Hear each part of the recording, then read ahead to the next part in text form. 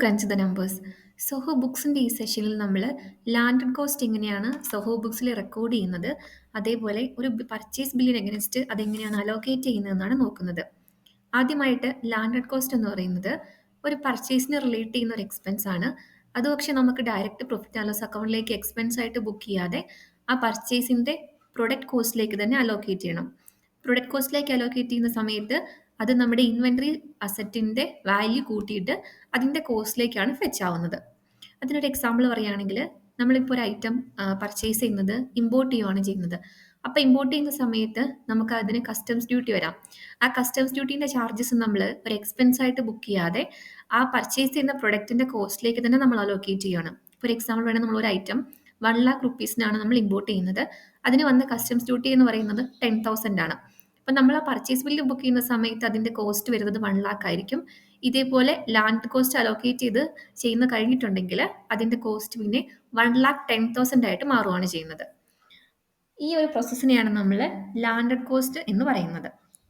Landed cost enable ചെയ്യാനായിട്ട് നമ്മൾ സെറ്റിങ്സിൽ ഐറ്റത്തിൽ പോവുക. ഇവിടെ ഏറ്റവും അടിയിലായിട്ട് track landed cost on items എന്ന് കാണാം. അത് നമ്മൾ ടിക്കറ്റ് സേവ് ചെയ്യണം. അതിനുശേഷം ഒരു ലാൻഡഡ് കോസ്റ്റിൻ്റെ ബില്ല് ബുക്ക് ചെയ്യാനായിട്ട് ബിൽസിൽ വരിക. ഇവിടെ നമ്മൾ ന്യൂ എന്നുള്ളത് കൊടുക്കുക. ഇതിപ്പോൾ ഞാൻ ക്രിയേറ്റ് ചെയ്യാൻ പോകുന്നത് കസ്റ്റംസിൻ്റെ ബില്ലല്ല. കസ്റ്റംസിൻ്റെ ബില്ല് നമ്മൾ ബിൽ ഓഫ് എൻട്രി ആയിട്ടാണ് റെക്കോർഡ് ചെയ്യുന്നത്. അതല്ലാതെ നമുക്ക് എന്തെങ്കിലും ഒരു ഷിപ്പിംഗ് എക്സ്പെൻസ് വന്നിട്ടുണ്ടെങ്കിൽ അതെങ്ങനെയാണ് ലാൻഡഡ് കോസ്റ്റ് ആയിട്ട് ബുക്ക് ചെയ്യുന്നതെന്നാണ് നോക്കുന്നത്. ഇതിൽ ഫസ്റ്റ് വന്നിട്ട് നമ്മളൊരു വെൻഡറിനെ സെലക്ട് ചെയ്യണം. അതിനുശേഷം ബിൽ നമ്പർ എൻ്റർ ചെയ്യുന്നു. ദെൻ ബിൽ ഡേറ്റ് കൊടുക്കുന്നു. ഇവിടേക്ക് വരുന്ന സമയത്ത് ഈ ഐറ്റം ടേബിളിലല്ല നമ്മൾ എൻ്റർ ചെയ്യേണ്ടത്. ആഡ് ലാൻഡഡ് കോസ്റ്റ് എന്ന് കാണുന്നുണ്ടല്ലോ, ഇവിടെയാണ്. ഈ ഡീറ്റെയിൽസ് നമ്മൾ ഡിസ്ക്രിപ്ഷനായിട്ട് എന്തെങ്കിലും ഒരു കാര്യം എൻ്റർ ചെയ്ത് കൊടുക്കുക. ഇപ്പോൾ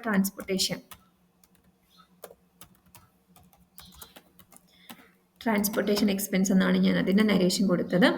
അതിനുശേഷം അതിൻ്റെ ഏത് ലെഡ്ജറിലേക്കാണോ ഈ എക്സ്പെൻസ് പോകേണ്ടത് ആ ലെഡ്ജർ സെലക്ട് ചെയ്യുന്നു. ദെൻ അതിൻ്റെ എമൗണ്ട് സെലക്ട് ചെയ്യുന്നു. എമൗണ്ട് ഇവിടെ നമ്മൾ എൻ്റർ ചെയ്ത് കഴിയുമ്പോൾ ടാക്സ് ഉണ്ടെങ്കിൽ അതിന് ടാക്സും കൂടെ വരുന്നുണ്ടാവും. നമ്മളിതിന് ശേഷം ഇത് സേവ് ചെയ്യുന്നു. ഇപ്പോൾ ഒരു ലാൻഡഡ് കോസ്റ്റിൻ്റെ ബില്ല് ക്രിയേറ്റ് ആയിട്ടുണ്ട്. ഇതിൻ്റെ പേയ്മെൻറ്റ് നമുക്ക് എന്ത് ചെയ്യാം, നോർമലായിട്ട് റെക്കോർഡ് പേയ്മെൻറ്റ് കൊടുത്തിട്ട് പേയ്മെൻറ്റ് ചെയ്യാവുന്നതാണ്. ഇനി ഒറിജിനൽ ബില്ലിലേക്ക് ഇതെങ്ങനെയാണ് അലോക്കേറ്റ് ചെയ്യുന്നതെന്ന് നോക്കാം. ലാൻഡഡ് കോസ്റ്റ് അലോക്കേറ്റ് ചെയ്യാനായിട്ട് അതിൻ്റെ ഒറിജിനൽ പർച്ചേസ് ബില്ലിൽ വരിക. അതിനുശേഷം നമ്മളിവിടെ 3 ഡോട്ട് ക്ലിക്ക് ചെയ്യുന്ന സമയത്ത് allocate landed cost from A bill എന്ന് കാണാനായിട്ട് പറ്റും. ഇവിടെ വെൻഡറിനെ സെലക്ട് ചെയ്യുന്നു. അതിനുശേഷം വെൻഡറിൻ്റെ ബിൽ നമ്പർ കൊടുക്കുന്ന സമയത്ത് എക്സ്പെൻസ് അക്കൗണ്ടും കൂടെ ചോദിക്കുന്നുണ്ട്. അതും കൂടെ നമ്മൾ സെലക്ട് ചെയ്ത് കൊടുക്കുക. അപ്പം ലാൻഡഡ് കോസ്റ്റിൻ്റെ എമൗണ്ട് ഇവിടെ വരുന്നുണ്ടാവും. ദെൻ അലോക്കേഷൻ മെത്തേഡ് 2 മെത്തേഡ് ഉണ്ട്, ക്വാണ്ടിറ്റിയും വാല്യൂ. ക്വാണ്ടിറ്റി കൊടുക്കുന്നതാണ് നല്ലത്. അപ്പോഴാണ് ക്വാണ്ടിറ്റിൻ്റെ ബേസിലൊരു പ്രൊപ്പോർഷനേറ്റ് ആയിട്ട് എല്ലാ ഐറ്റത്തിലേക്കും അത് അലോക്കേറ്റ് ചെയ്ത് പോകുന്നുണ്ടാവുക. അതുപോലെ നമുക്ക് ഓൾ ഐറ്റംസും കൊടുക്കാം. നമ്മൾ സെലക്റ്റഡ് ഐറ്റംസിലേക്ക് മാത്രമാണ് അലോക്കേറ്റ് ചെയ്യുന്നതെങ്കിൽ അതും സെലക്ട് ചെയ്യാനായിട്ട് പറ്റും. ഇങ്ങനെ നമ്മൾ ഓൾ ഐറ്റംസ് കൊടുത്തതിന് ശേഷം സേവ് കൊടുക്കുന്ന സമയത്ത് ലാൻഡഡ് കോസ്റ്റിൻ്റെ ആ ഒരു വാല്യൂ ഒറിജിനൽ പർച്ചേസ് ബില്ലിലേക്ക് അലോക്കേറ്റ് ചെയ്തിട്ട് ആ ഒരു അതിൻ്റെ കോസ്റ്റ് കൂടുകയാണ് ചെയ്യുന്നത്. അപ്പോൾ അതാണ് സംഭവിച്ചിരിക്കുന്നത്. ഇപ്പം നമ്മളിനി സ്റ്റോക്ക് റിപ്പോർട്ട് എടുത്ത് നോക്കിയിട്ടുണ്ടെങ്കിൽ ഈ സീലിംഗ് ഫാൻ നമ്മൾ വാങ്ങിയത് 2,000-നാണ്. അതായത് 1,60,000 ആണ് ഈ സീലിംഗ് ഫാനിൻ്റെ പർച്ചേസ് പ്രൈസ് എന്ന് പറയുന്നത്. അതിൻ്റെ കൂടെ ഈ ഒരു 1,000-ൻ്റെ വാല്യൂയും കൂടെ പ്രൊപ്പോർഷനേറ്റ് ആയിട്ട് കയറിയിട്ട് അതിൻ്റെ വാല്യൂവിൽ ചേഞ്ച് നമുക്ക് കാണാനായിട്ട് പറ്റും. ഇത് കണ്ടില്ലേ, ഇപ്പം അത് ഏതാണ്ട് 3,21,000 ആയിട്ടുണ്ട് സീലിംഗ് ഫാനിൻ്റെ വാല്യൂ എന്ന് പറയുന്നത്. ഇനി ഒരു ബിൽ ഓഫ് എൻട്രി, അതായത് ഒരു കസ്റ്റംസിൻ്റെ ഡ്യൂട്ടിയും കൂടെ വരുന്നുണ്ടെങ്കിൽ അതെങ്ങനെയാണ് എൻട്രി ചെയ്യുന്നത് നോക്കാം. കസ്റ്റംസ് ചാർജസും കൂടെ ഒരു ബില്ലിൽ വരുന്നുണ്ടെങ്കിൽ നമ്മളിവിടെ ആ ഒരു ഒറിജിനൽ ബില്ലിൽ വന്നതിന് ശേഷം 3 ഡോട്ട് ക്ലിക്ക് ചെയ്യുമ്പം ഇവിടെ നമുക്ക് ക്രിയേറ്റ് ബിൽ ഓഫ് എൻട്രി എന്നൊരു ഓപ്ഷൻ വരേണ്ടതാണ്. അതിവിടെ വരാത്തതിന് കാരണം നമ്മൾ ടാക്സിൻ്റെ സെറ്റിങ്സിൽ my business is involve in SEZ or overseas transaction എന്ന് ചോദിക്കുന്നുണ്ട്. അത് നമ്മൾ കൊടുത്തതിന് ശേഷം ഒരു കസ്റ്റംസ് ഡ്യൂട്ടീൻ്റെ അക്കൗണ്ട് കൂടെ ചോദിക്കും. അതും കൂടെ സെലക്ട് ചെയ്ത് കൊടുത്ത് സേവ് കൊടുക്കണം. അതിനുശേഷം പർച്ചേസ് ബിൽസിൽ നമ്മൾ ഒരു ഫോറിൻ കറൻസീൻ്റെ ഒരു പുറത്തുള്ള ഓവർസീസ് ട്രാൻസാക്ഷൻ ബുക്ക് ചെയ്തിട്ടുണ്ടെങ്കിൽ ഇവിടെ 3 ഡോട്ട് ക്ലിക്ക് ചെയ്യുന്ന സമയത്ത് ക്രിയേറ്റ് ബിൽ ഓഫ് എൻട്രി എന്നും കൂടെ ഒരു ഓപ്ഷൻ വരുന്നതാണ്. ഇപ്പോൾ ഞാനൊരു ട്രാൻസാക്ഷൻ ഇവിടെ ക്രിയേറ്റ് ചെയ്ത് കാണിച്ചു തരാം. വെൻഡേഴ്സിൽ പോവുക. ഒരു പുറത്തൊരു വെൻഡറിനെ നമ്മളിവിടെ ക്രിയേറ്റ് ചെയ്യുകയാണ്.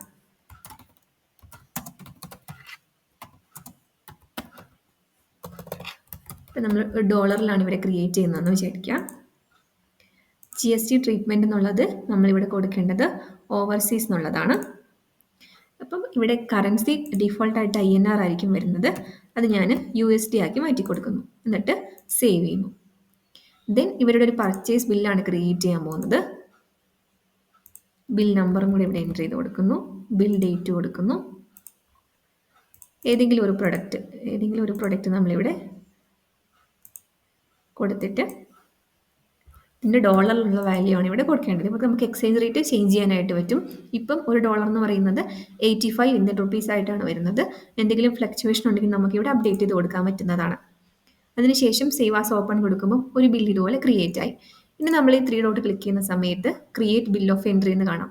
അപ്പം നമ്മൾ ആ ഓപ്ഷൻ ക്ലിക്ക് ചെയ്യുന്നു. ഇവിടെ നമുക്ക് ബിൽ ഓഫ് എൻട്രീൻ്റെ നമ്പർ നമ്മൾ എൻ്റർ ചെയ്ത് കൊടുക്കണം. അതിൻ്റെ പോർട്ട് കോഡും കൂടെ നമുക്ക് ആ ഒരു ഡോക്യുമെൻറ്റിൽ ഉണ്ടാവും. പോർട്ട് കോഡ് എൻ്റർ ചെയ്ത് കൊടുക്കുക. അതേപോലെ നമ്മൾ ഡേറ്റ് എൻ്റർ ചെയ്ത് കൊടുക്കുക. പെയ്ഡ് ത്രൂ നമ്മൾ ഏത് ലെഡ്ജർ വഴിയാണോ ഈ ഒരു എമൗണ്ട് പേ ചെയ്തത്, ക്യാഷ് അല്ലെങ്കിൽ ബാങ്ക് ഇവിടെ സെലക്ട് ചെയ്ത് കൊടുക്കുക. അടുത്തത് വന്നിട്ട് നമ്മളിവിടെ കൊടുക്കേണ്ടത് customs duty plus additional charges എന്ന് പറഞ്ഞിട്ട് നമുക്ക് ആ ഡോക്യുമെൻറ്റിൽ കാണും. ആ എമൗണ്ട് കൊടുക്കുക. അതിനുശേഷം ടാക്സ് സെലക്ട് ചെയ്ത് കൊടുക്കുക. അപ്പോൾ ഓട്ടോമാറ്റിക് ആയിട്ട് ടാക്സിൻ്റെ എമൗണ്ടും ടോട്ടൽ എമൗണ്ടും ഇവിടെ പ്രീ ഫിൽഡ് ആയിട്ട് വരും. അത് നമ്മുടെ ഡോക്യുമെൻറ്റുമായിട്ട് ടാലി ആണെന്നുള്ളത് ക്രോസ് ചെക്ക് ചെയ്തിട്ട് നമുക്ക് സേവ് ചെയ്യാവുന്നതാണ്. ഇങ്ങനെയാണ് നമ്മളൊരു ബിൽ ഓഫ് എൻട്രി ക്രിയേറ്റ് ചെയ്യുന്നതും അതേപോലെ ഒരു ലാൻഡഡ് കോസ്റ്റിൻ്റെ ബില്ല് ക്രിയേറ്റ് ചെയ്തിട്ട് അത് അതിൻ്റെ ഒറിജിനൽ പർച്ചേസ് ബില്ലിലേക്ക് അലോക്കേറ്റ് ചെയ്യുന്നതും.